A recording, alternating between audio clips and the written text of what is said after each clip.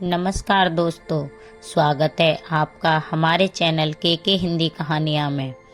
हर इंसान के जीवन में एक ऐसा कोना होता है जो सिर्फ भावनाओं से नहीं, यादों से बना होता है। एक ऐसा कोना जहाँ धूल उड़ती है लेकिन आंखें नम हो जाती हैं, जहाँ मिट्टी की खुशबू में माँ की ममता, बाबुल की छाँव और रिश्तों की तपिश मिलती है। ये कहानी है एक ऐसी ही गांव की और एक बेटी की जिसका सपना सिर्फ उसका नहीं था बल्कि उसके बाबुल का अधूरा सपना था। उत्तर भारत के एक सामान्य जिले से करीब 40 किलोमीटर दूर बसा था एक छोटा सा गांव, माधोपुर।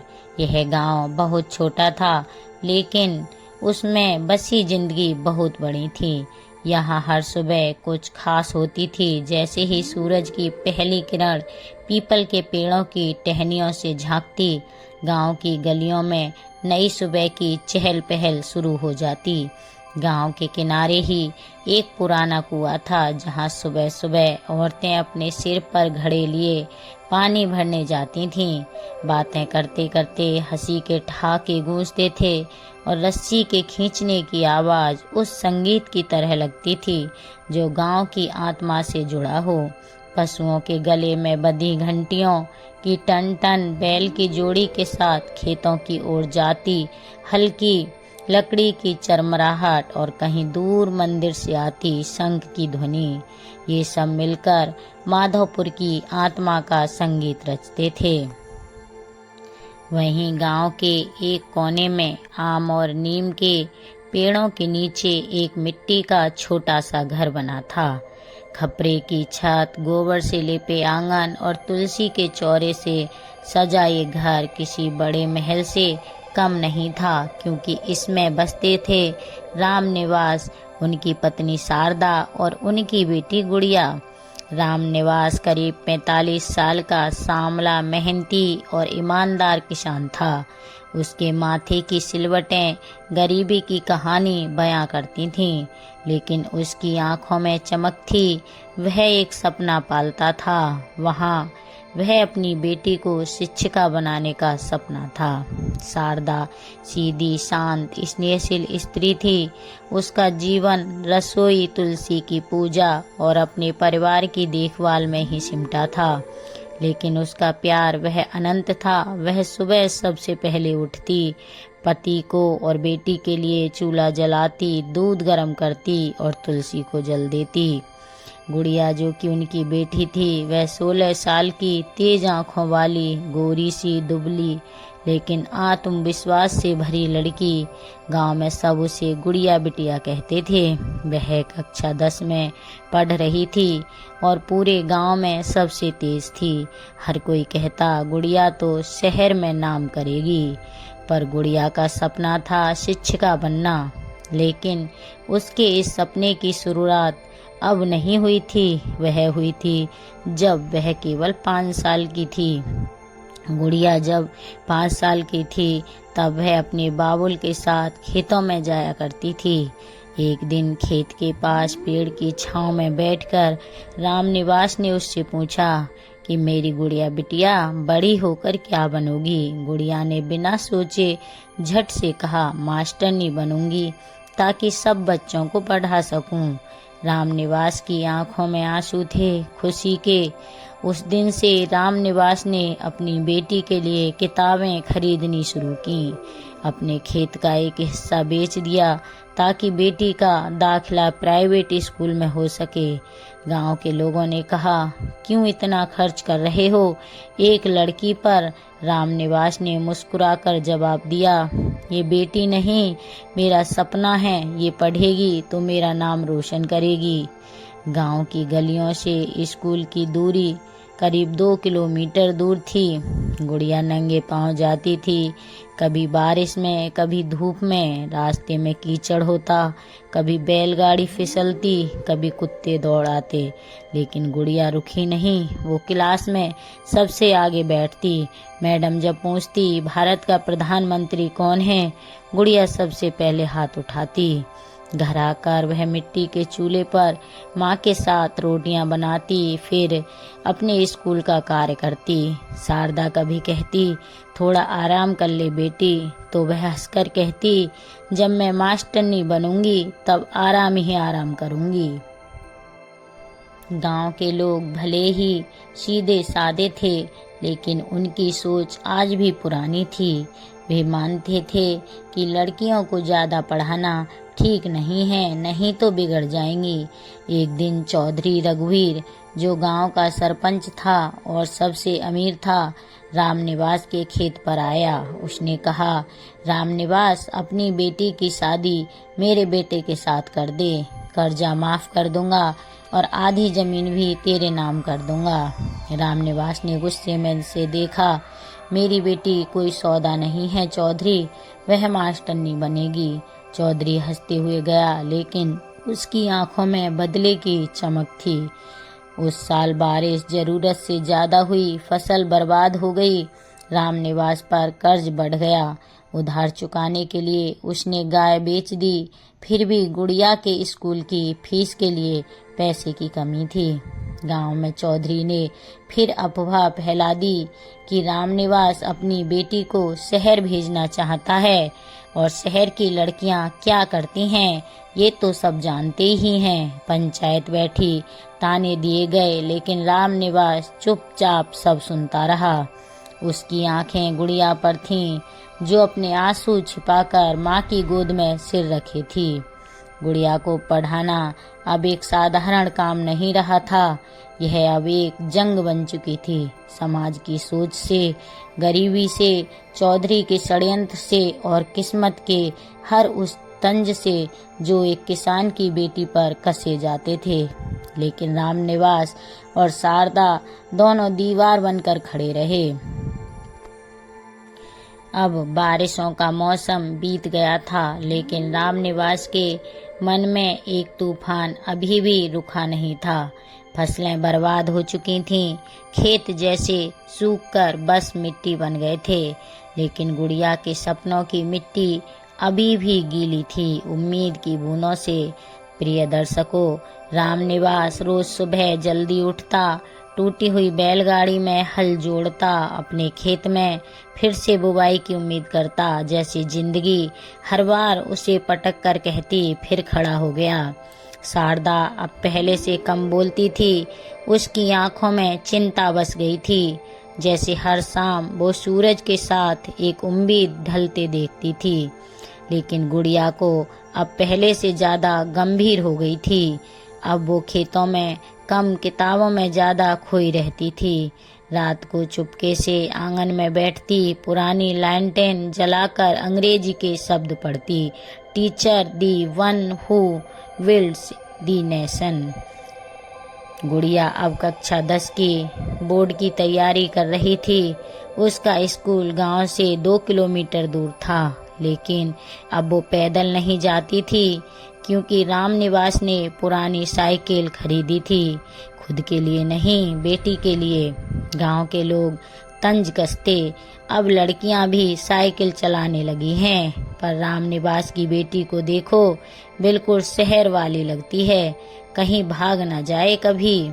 लेकिन रामनिवास चुपचाप अपने खेत में काम करता और शाम को साइकिल की चेन ठीक करता, क्योंकि उसके लिए ये साइकिल नहीं, बेटी का पंख था। इधर क्या हुआ प्रिय दर्शकों, गांव के चौधरी रघुवीर सिंह अब और तिल मिलाए हुए थे।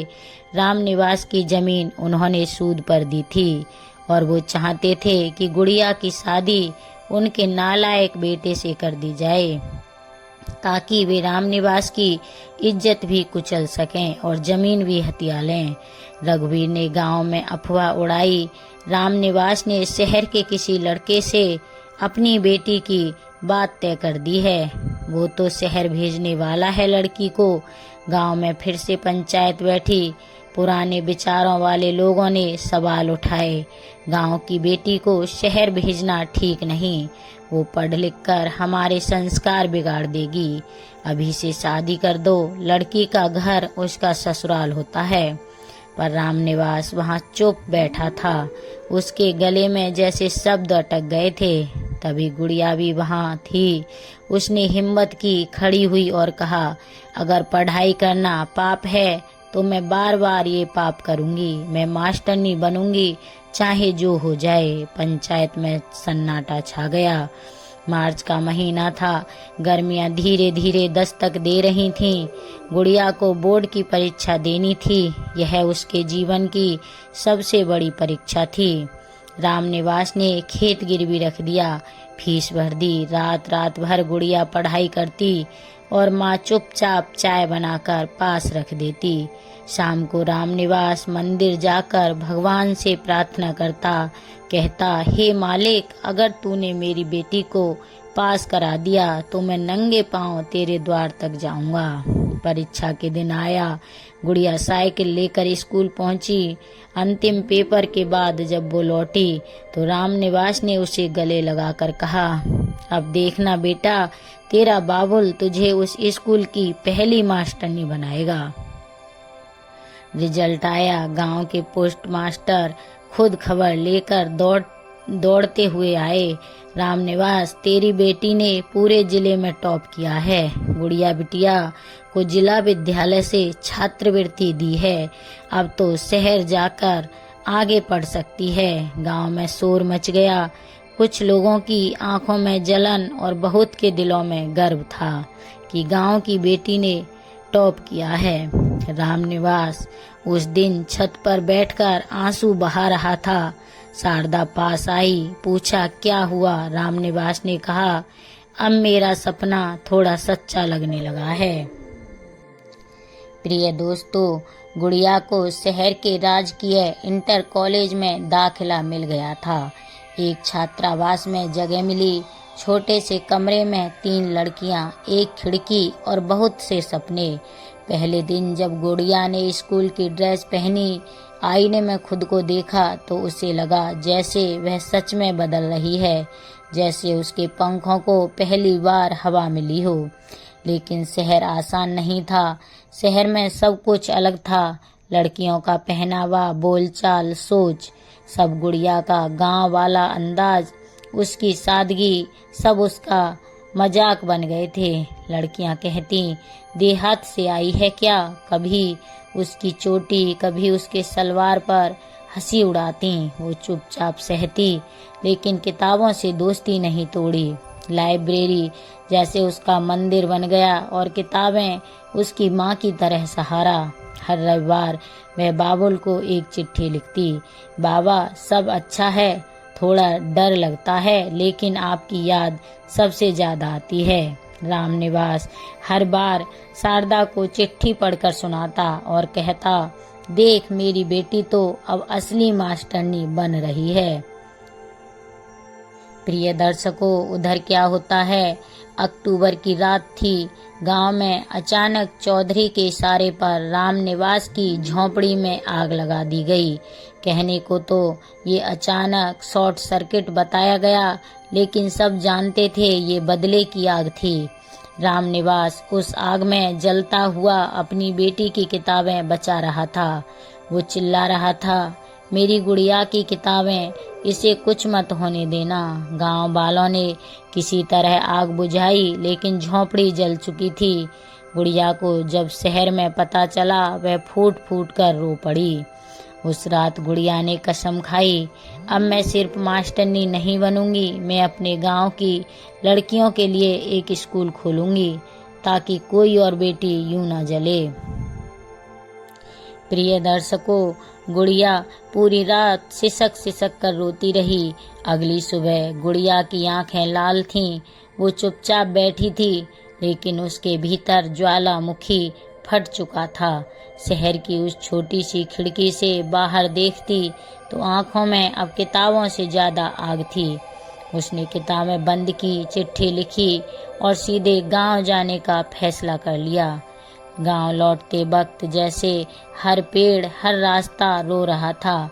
गुड़िया जब घर पहुंची तो देखा उसकी माँ शारदा एक कोने में बैठी थी और बाबुल चारपाई पर था, बीमार, कमजोर, लेकिन मुस्कुराता हुआ।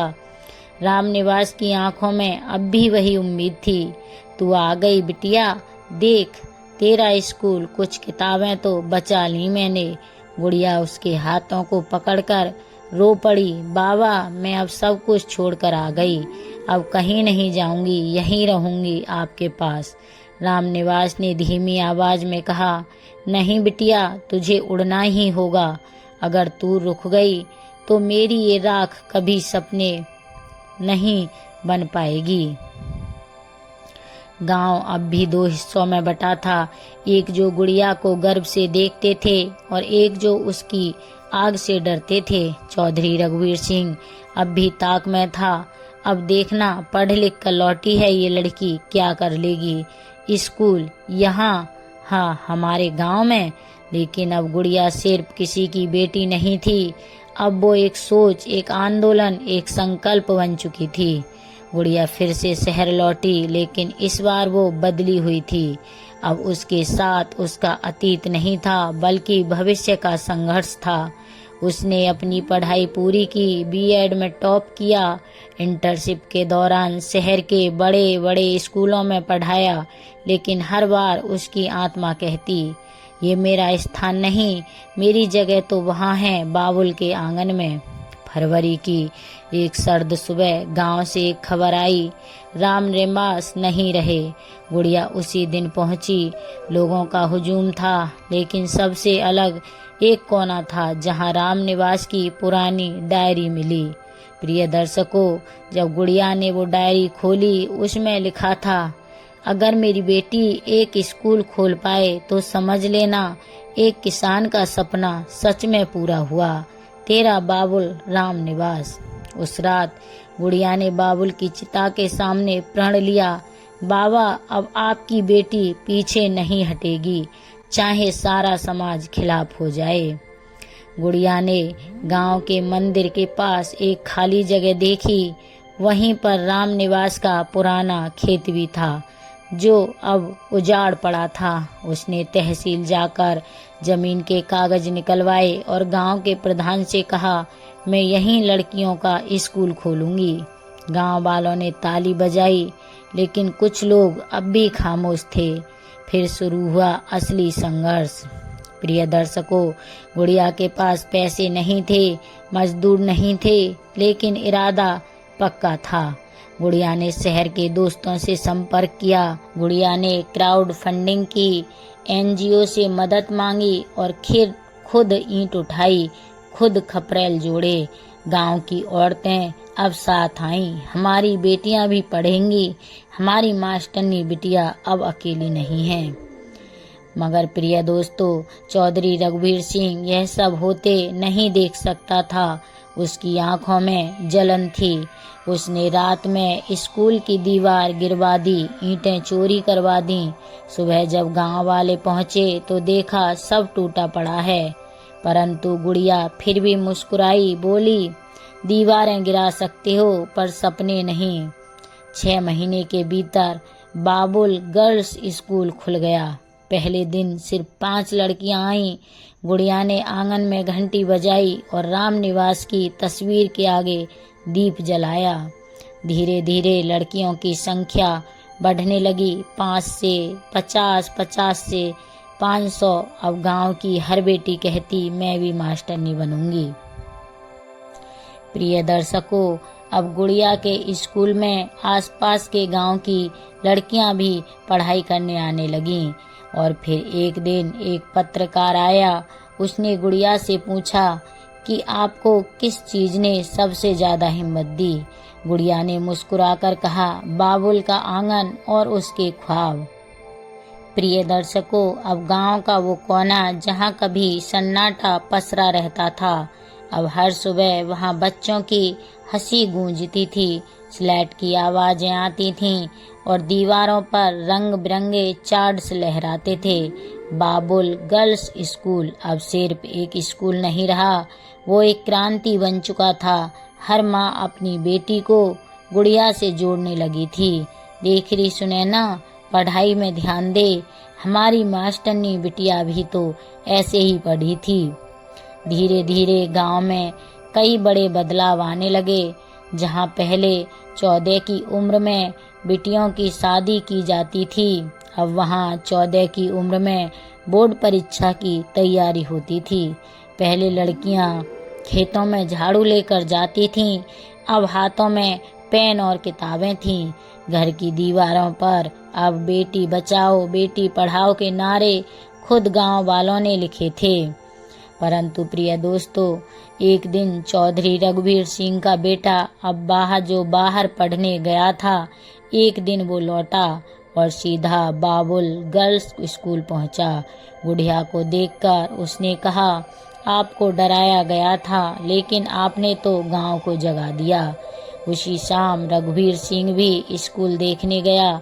गुड़िया के पास खड़ा होकर बोला, मैंने तुम्हारे बाबुल के सपनों को रोकना चाहा था, पर आज देखता हूँ कि वो सपना इस गांव की रूह बन गया है। और पहली बार रघुवीर सिंह ने गुड़िया को सर झुकाकर प्रणाम किया। प्रिय दर्शकों, गुड़िया ने कई लड़कियों के सपनों को पूरा करने में उनकी पूरी मदद की। एक दिन स्कूल में एक लड़की रोते हुए आई। पिता ने कहा था, डॉक्टर बनने का ख्वाब मत देख, खेत बेचने पड़ेंगे। गुड़िया ने सुजाता के पिता को बुलाया, धीरे धीरे उन्हें समझाया और शिक्षा की कीमत बताई। गुड़िया ने स्कॉलरशिप दिलवाई और आज वही सुजाता जिला अस्पताल की पहली महिला MBBS डॉक्टर बनी।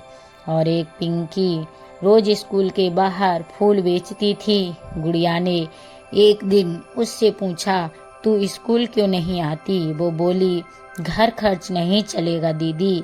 गुड़िया ने स्कूल में ही पिंकी को पढ़ाना शुरू किया। कई साल बाद वही पिंकी बाबुल स्कूल की पहली कंप्यूटर टीचर बनी।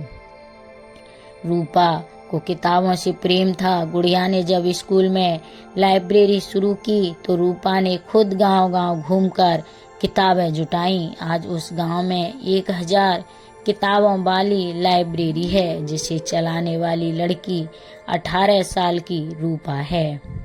गुड़िया ने अपने भी कई त्याग किए थे।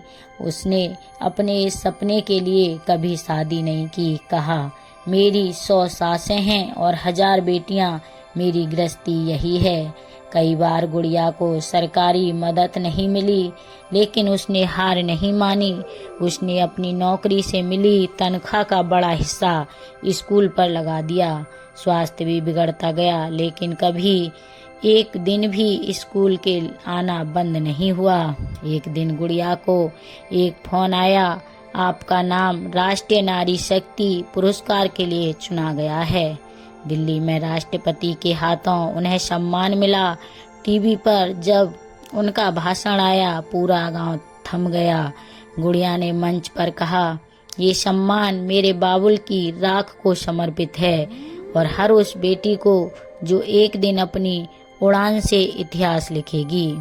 प्रिय दर्शकों, गुड़िया अब भी उसी छोटे से कमरे में रहती है, लेकिन जब शाम को वो स्कूल की घंटी बजती है तो लगता है जैसे कोई मंदिर की आरती हो रही है। वक्त गुजरता गया, गांव का नक्शा बदल गया, लेकिन एक चीज अब भी वैसी ही वैसी थी। गुड़िया की आंखों में वही आग और स्कूल की दीवारों पर वही सपने, लेकिन अब उसकी चाल में थकान थी, बालों में चांदी उतर आई थी और छड़ी पकड़कर स्कूल आना पड़ता था। फिर भी जब वो क्लास में गुड मॉर्निंग टीचर सुनती तो उसकी आंखों की चमक वही पुरानी बन जाती। आज गुड़िया ने अंजलि को उस स्कूल की चाबी दी।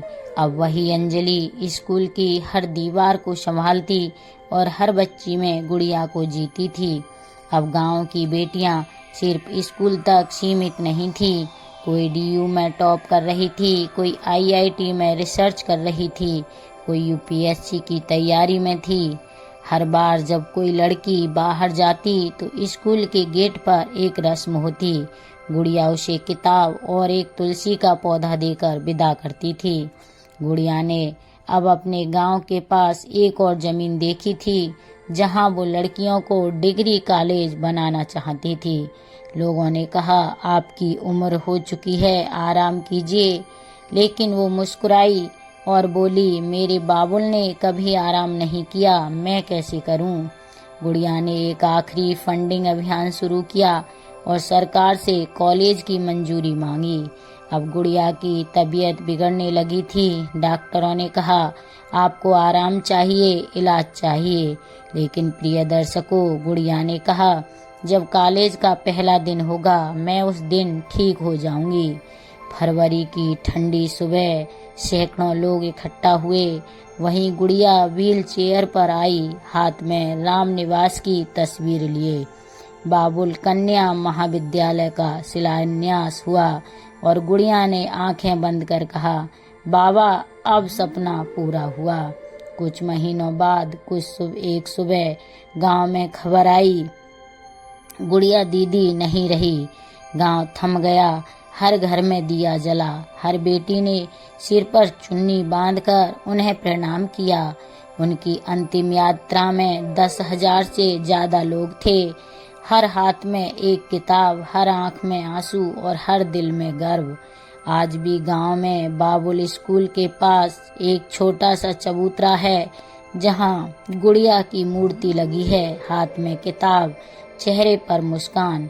लड़कियां जब भी स्कूल जाती हैं तो पहले उसी चबूतरे को छूती हैं, कहती हैं गुड़िया दीदी हमें आशीर्वाद देना ताकि हम भी आपकी तरह रोशनी बने। गुड़िया अब नहीं है, रामनिवास अब नहीं है, लेकिन उनके सपने अब गांव की मिट्टी मिट्टी में रचे बसे हैं।